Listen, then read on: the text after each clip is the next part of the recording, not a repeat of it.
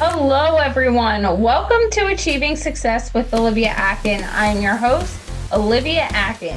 Each week, we will discuss the roadmap of achieving your personal and professional success. We give you real life stories on growing personally and professionally to achieve your life and career goals with the help of some top notch guests. Today, we are speaking with John Graham. John is the executive director of the Giraffe Heroes Project, a global nonprofit dedicated to inspiring people to stick their neck out and take courageous action for the common good. Founded by Ann Medlock, the Giraffe Heroes Project is now co-led by John and Ann.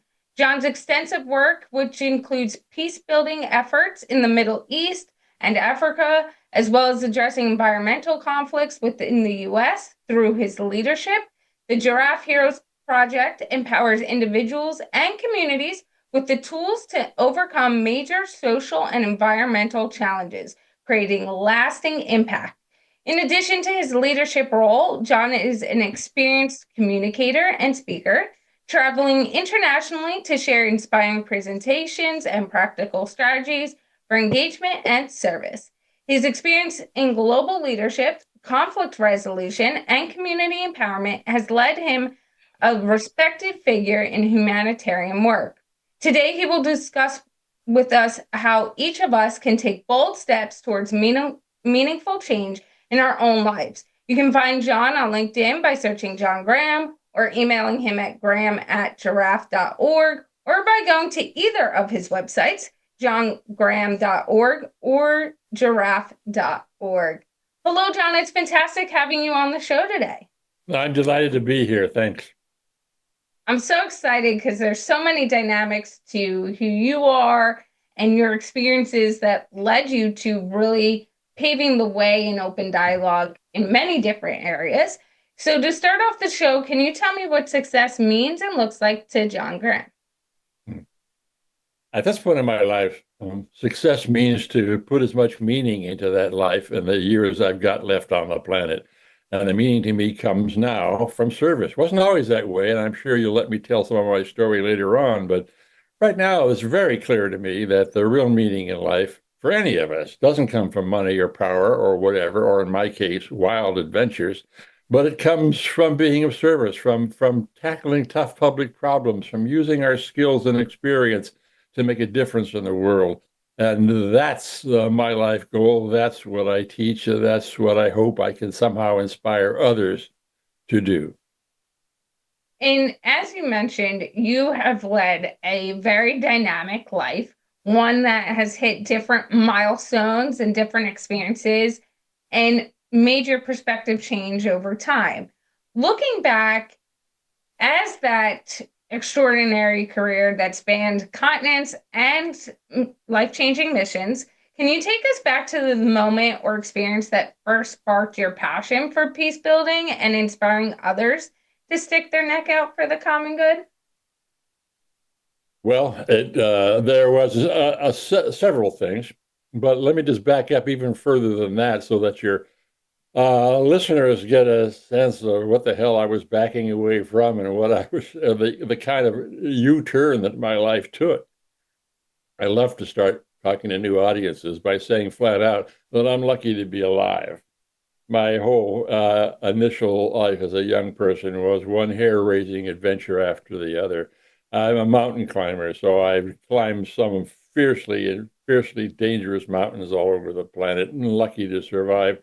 I was in the U.S. Foreign Service, where not in the part that goes into works in embassies, but the part that dodges bullets and whatever in wars and revolutions. All of that in my 20s and 30s. And so I faced a violent death a number of times that came out of it. Now I can get to answering your question. And your question was, what was the moment? Well, I'll tell you what the first moment was. There were several, but the first moment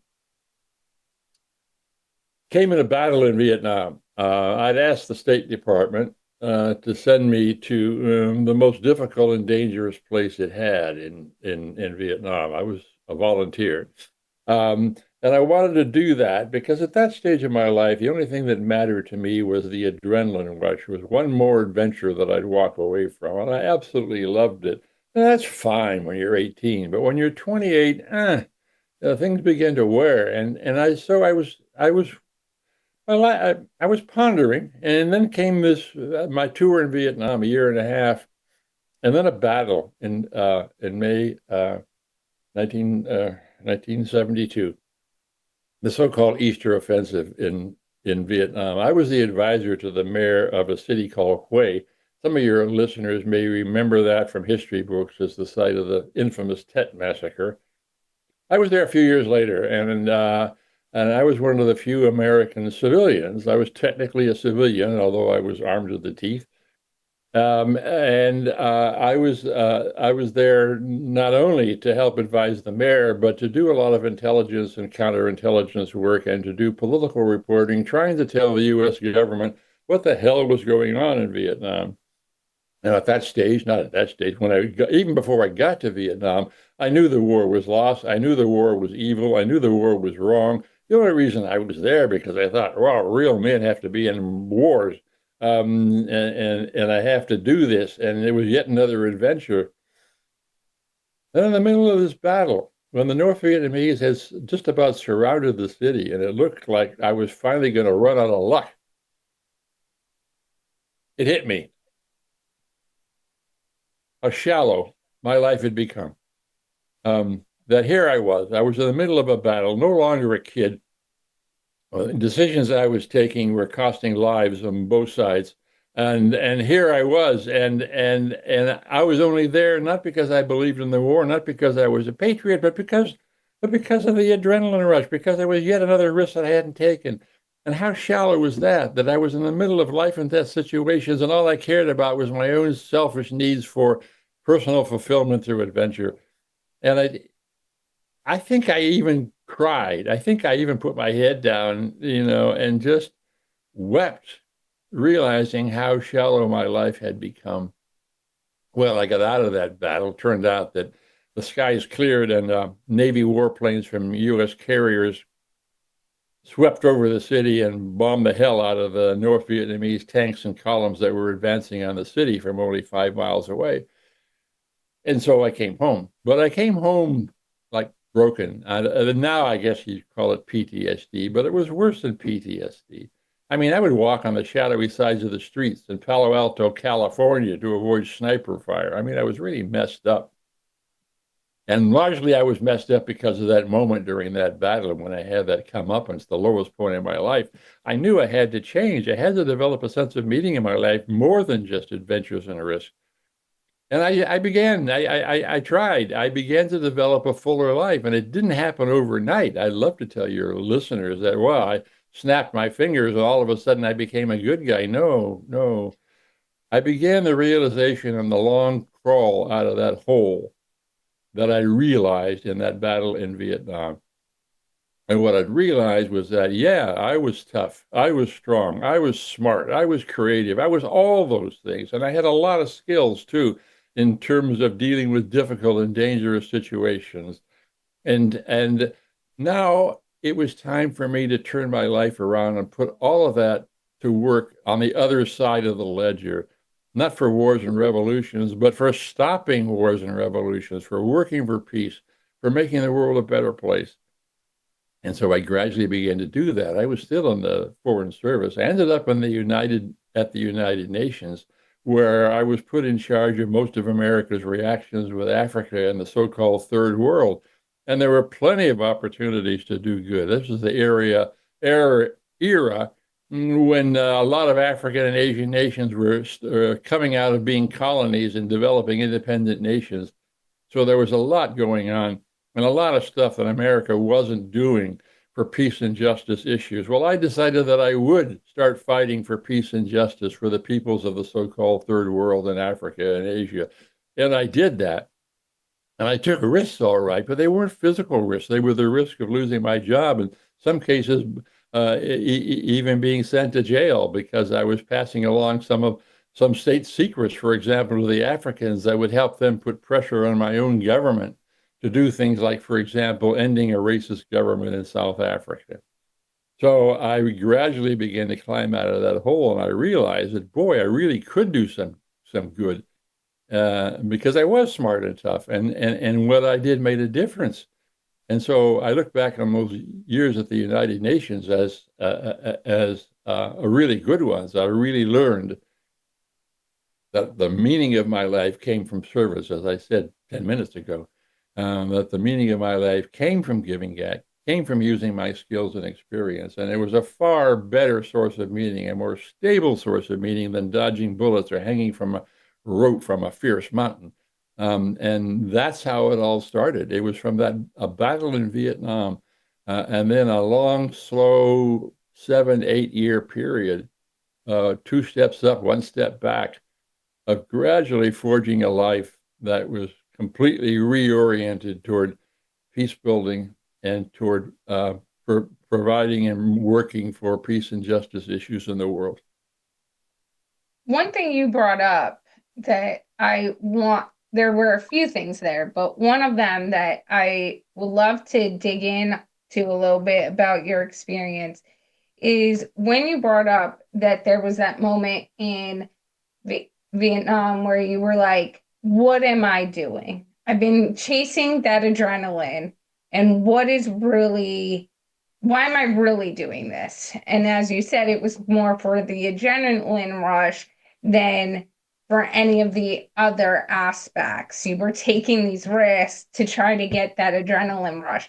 Looking back, why do you think the beginning half of your career, or that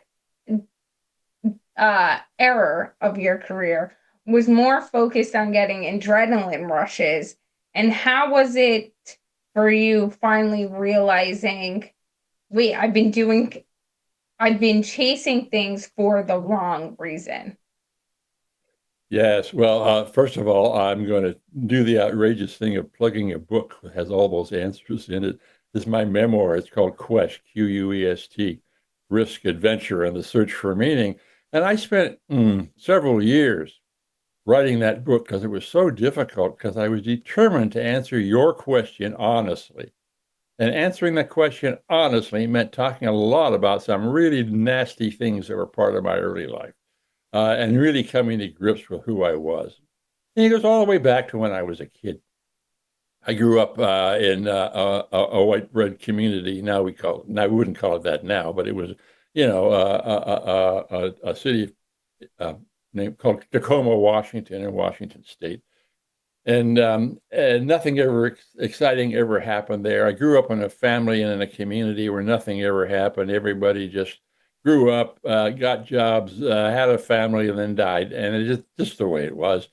And so it was a completely, and I was expected to follow that pattern too. My parents very much wanted me to be a professional person and start a happy Catholic family, and just do the thing and gain some prominence and maybe a little money, and then become a grandfather and pass on. I mean, that's what everybody did. And the problem was that I I wasn't satisfied with that. There was a spark in me that I couldn't express. And the worst part of it was that I was also at that point almost 6 feet tall, even in middle school. And so therefore I was uncoordinated and I wasn't physical at all. And so bullies were shoving me around. And with each encounter with a bully, the more determined I became that I had to become a man. I had to become strong. I had to bust out of this damn trap I was in. And yet my own father, he's a nice guy. I love my dad, but he was a very soft guy. And he got pushed around at work on an almost weekly basis. And my mother, who was a very strong, literally a Croatian peasant, immigrant, daughter of immigrants, uh, just kept making things worse because she wore all the pants in the family. So there I was. I was this bullied kid, 11, 12, 15 years old. The only model of strength in my life was a woman, my mother. My father was a weakling. And I just despaired of my life. Then something weird happened. I won't go into all the details, it takes too long. But I ended up working for a summer on a freighter, a big ship going to the Far East. Now, ships in those days, they weren't container ships. They were just big ships and run by 50 or 60 really tough guys. And I So I'm there as a member of the crew, and I never forget this. The crew made it really plain. They were just laughing at me, saying, "Oh man, this kid knows nothing. He's got so many life lessons to learn." And they were absolutely right. I mean, you can guess what some of those life lessons were when I was just 17 years old. I mean, drugs, sex, and rock and roll. Well, no rock and roll, but everything else. And uh, and so I fell in with these seamen, and they were big and tough, exactly what my father wasn't. And so they became my heroes, these big, tough seamen, um, and my protectors. And so I determined to become like them. And the very next 2 years later, I found myself hitchhiking in Europe, and I went down to the war in Algeria, colonial war that had just ended, and it was very dangerous. But I put an American flag across my chest so I wouldn't get shot as a Frenchman. And I had literally hitchhiked through a revolution in Algeria, and I stayed with some French Foreign Legionnaires, and they were also real, man. Oh, they were terrific. They had with three pistols and a rifle, they were going to hold off the whole rebel army. So I then really got it what a real man was. A real man was dangerous. A real man was violent. A real man didn't take shit from anybody. And so people like that became my heroes in real life and in movies and books. And I determined to become that kind of a man myself. So when I went to college, I became an athlete. I rode crew and started climbing mountains and developed a lot of muscles. So all of a sudden, physically, I was a real man, and I began doing really dangerous stuff. Again, climbing mountains or hitchhiking through revolutions or whatever. There are a lot of stories all in that memoir. And that's how it all started. It started from me back reacting against a childhood that was too soft, I was constantly embarrassed by being a weakling and terrified that I would grow up to be a weak adult like my father. Some of this people will, especially males watching this, will get in that a lot of young people, I guess especially males, but not entirely, really get trapped into this need for adventure when they're 17, 18. And it's a natural thing. I mean, you rebel when you're a teenager, right? And, it's good.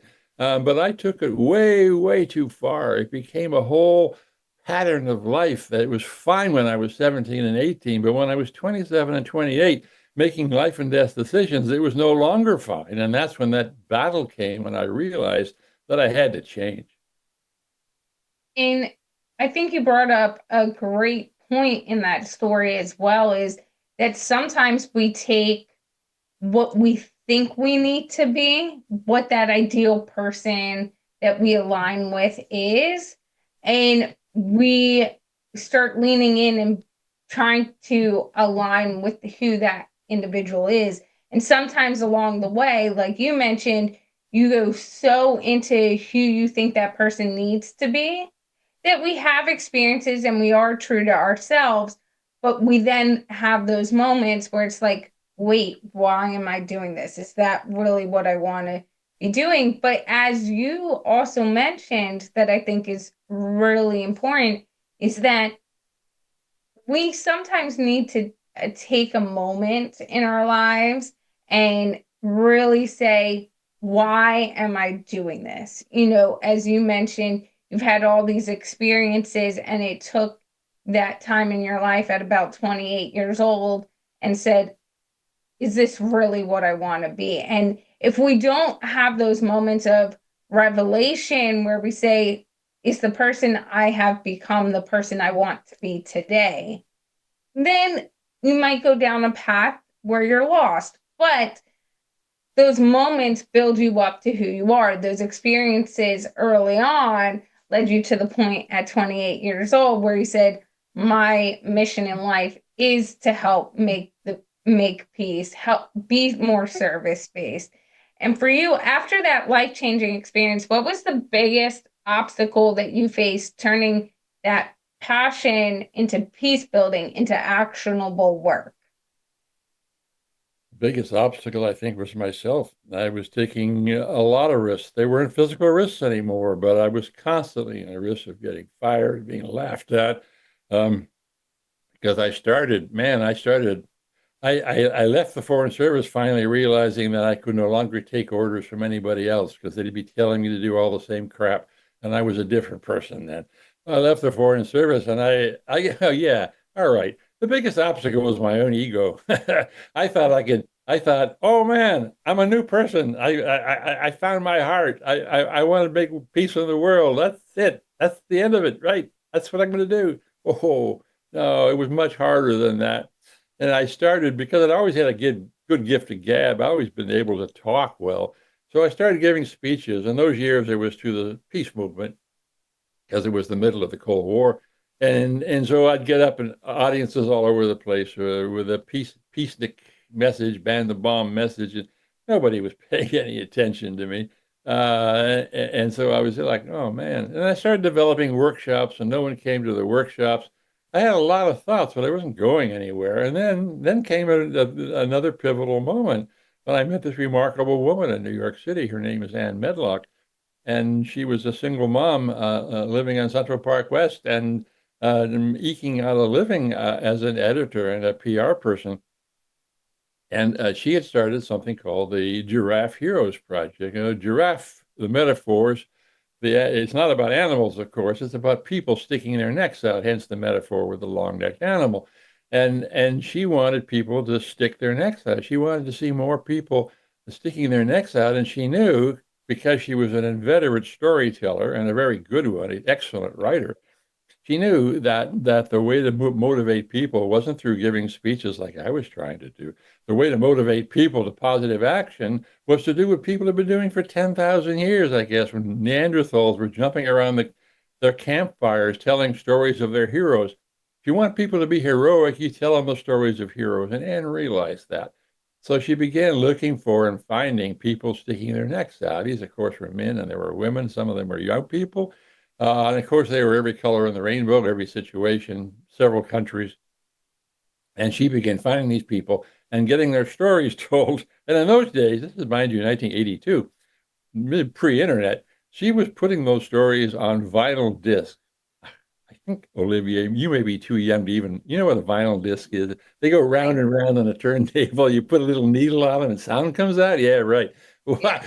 she began, she began putting these stories on vinyl disc in 2 or 3 minute segments and sending them out to radio stations. Some played them, some didn't. And mostly in the beginning, small stations played them, but they really caught on the same way that storytelling has always caught on. I mean, the cavemen, the troubadours, whatever. And Anne Medlock had basically become the troubadour for our times. So I met her in New York City. I was a bit quizzical because I thought my speech making, I was such a terrific public speaker. I thought that was the answer, and storytelling was a little lightweight. Boy, was I wrong. Oh. And then I fell in love with her, and everything she was doing became way more important. But more important, as I watched her work, I saw that she was absolutely right. There was an enormous power in telling stories in terms of motivating people to be of service, to help solve public problems. So I pitched in, and since about 1983, 1984, the two of us have worked together on the Giraffe Heroes Project, and it's become a lot. It's doing lots of different things. We still do the original purpose, and we've now found and honored almost 2,000 people all over the world and told their stories. Not, of course, in vinyl disc. We do it with the latest in the social media now at giraffe.org. But also I continue to give speeches, but I give speeches about being of service. And I understand now, I understand for a long time that you can't preach at people. That doesn't work. So here, I want to come back to something. You had said something about certain moments build you up. Well, when I go out and give a speech or a talk, and this is slowed down a bit because of COVID, but nonetheless, it's more or less the same pattern, whether I'm talking to a C-suite with 12 executives or a hotel ballroom with 5,000 people. I start by telling stories of my own adventurous life because nobody can contest the fact that I've had a hell of an interesting life.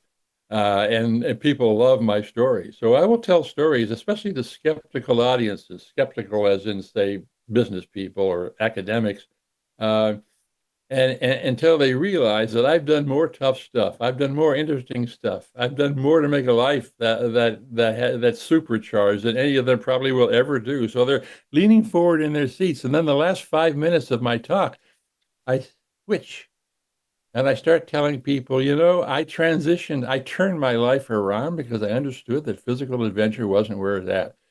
So then I talk about my transition, more or less the same way we were talking for the last 20 minutes.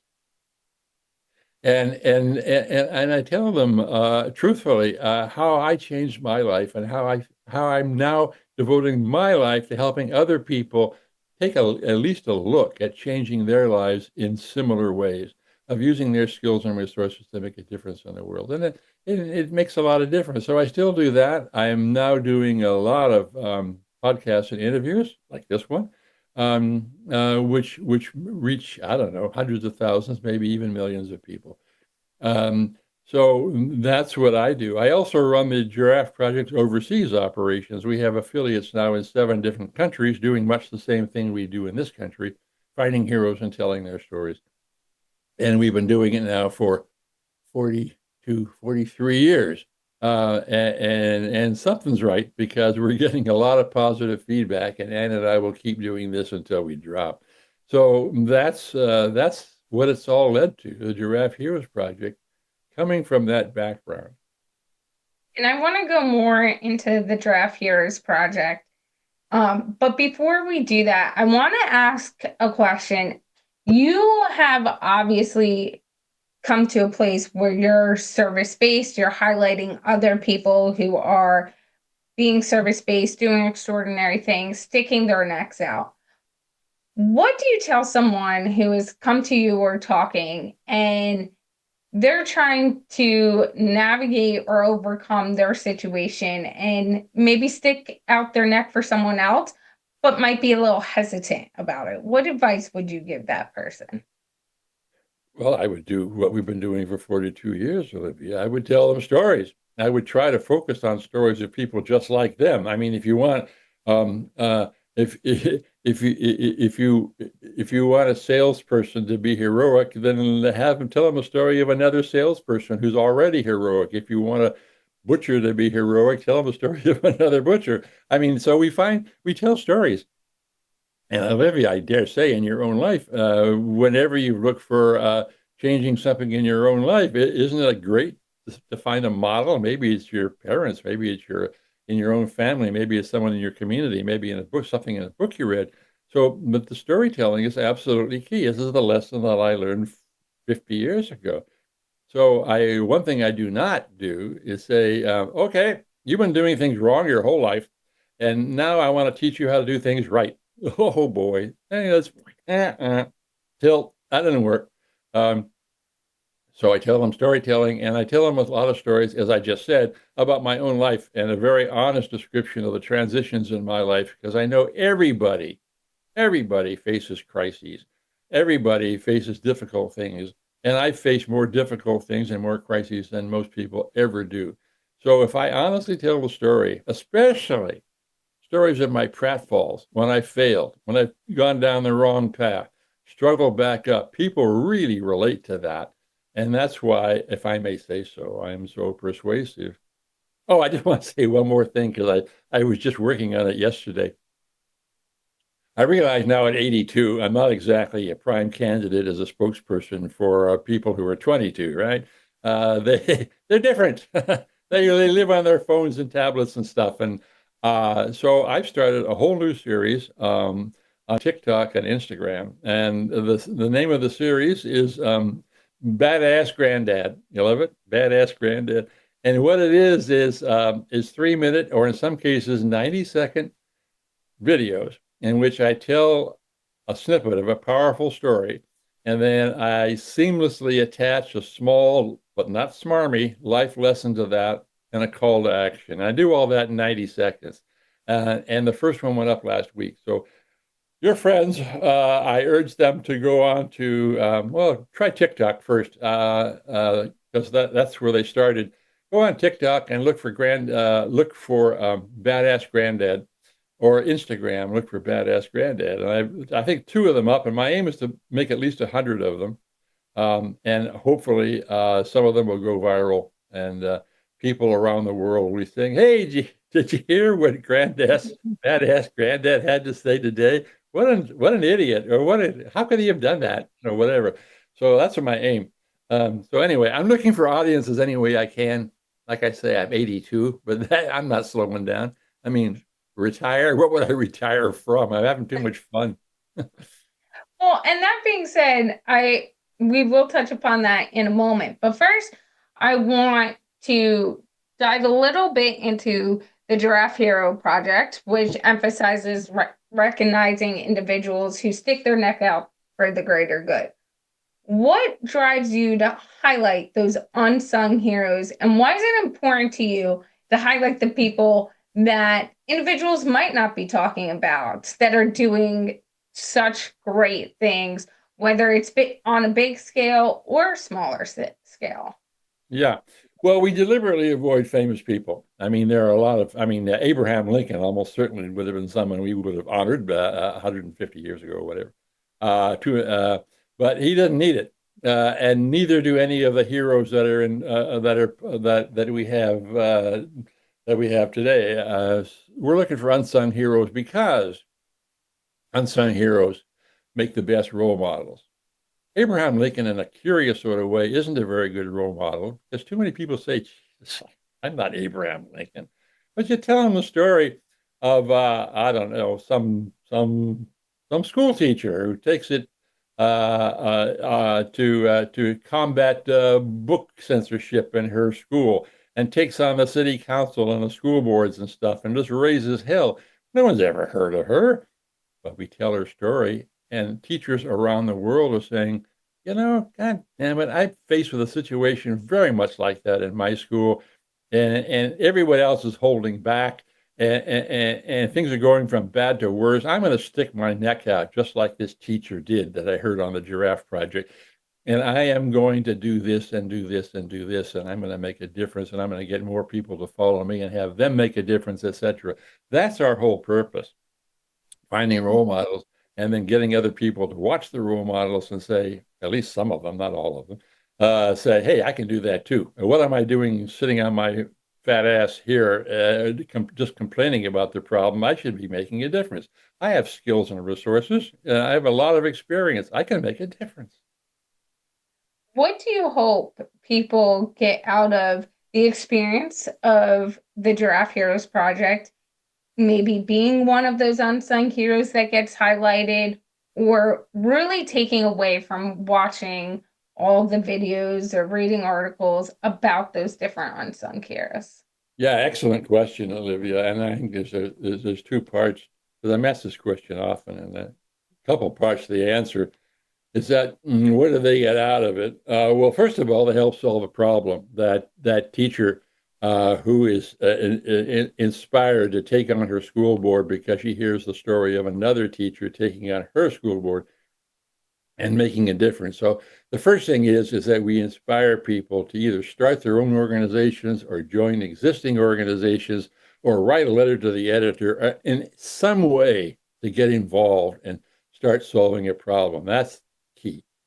The second thing is a bit selfish. We are utterly convinced, certainly I am convinced from my whole history, is that when you do this, you bring to your life what everyone wants for their life, which is personal life meaning.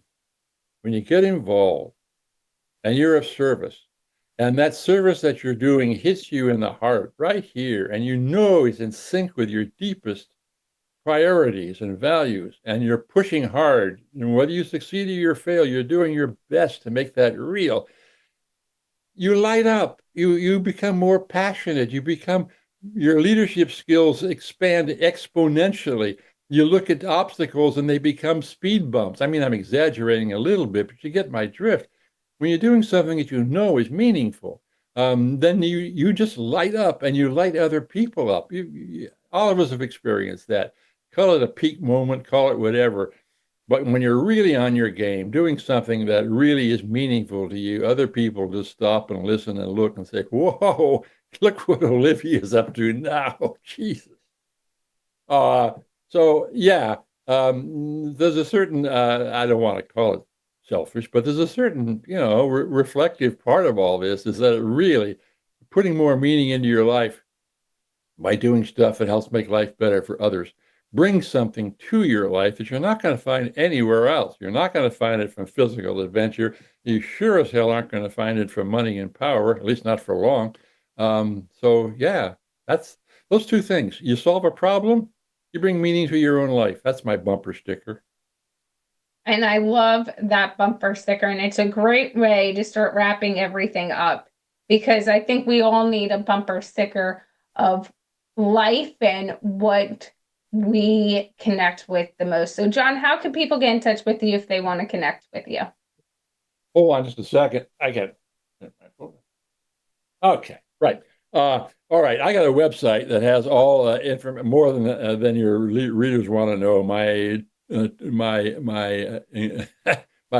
sordid biography. That's it. My name, johngraham.org. John Graham, all one word, graham.org. The Giraffe Project is at giraffe.org. And if you navigate through the nav bar, you'll see a route to all those 2,000 stories. And boy, you'll love those stories. They are amazing stories of people making a difference with their lives. And I've already touted my my book Quest, which I urge people to read because it's honest. I don't intend to make a lot of money off that book. I'm not, but it's a damn honest book, and it's my story of the transitions in my own life. Other than that, I would say just look around. Everybody listening to this podcast, viewing this podcast, just look around and see what you can do. What's going on in your community, for example, or in the world that you don't much like? I mean, maybe it's some big issue like climate change. Maybe it's something small like your school board wanting to ban books, or maybe it's a violence against women's issue, or it could be anything. And it really is making you really angry to see this happening. Well, do something about it. Don't just sit and complain. Thank you, John, for all of your insight today. It's truly been amazing having you. My pleasure. My pleasure indeed. Thank you. And a few of our key takeaways from today's conversation are, I'm going to start with the one that John just mentioned, is take action. What can you take action on? What can you be doing? Small, big, how can you be that unsung hero that orients around something that you can see being different? And that is the challenge I'm going to have for everyone through this episode, as well as what is the spark in you and how do you express it? Ask yourself that. As John mentioned in the beginning, his spark has changed, and how he expressed that spark has changed over time to really build him up to what is the most meaningful person for him. As well as the biggest obstacle in your life is yourself. And for John, he mentioned as well as part of that was his ego. This is something I've talked about in my TED Talk as well, defeating your biggest enemy, you. And it really goes into how we can all be our biggest enemy and how we need to defeat that enemy to really conquer our full potential. As well as, if you want to be heroic, tell people stories of real life heroes. And that is what the Giraffe Heroes Project is doing. It's telling you those stories, listen to them, connect with them, as well as find someone you want to model in some aspect and read and listen to their stories. As John mentioned throughout this podcast episode, being able to listen to someone, listen to their stories, understand their perspective, and take pieces of information to implement into your life is so important. As well as unsung heroes make the best role models. I love that. As well as get involved and start hoping to solve a problem. This was a great episode with our top-notch guest, John Graham. Thank you for listening and have a successful day.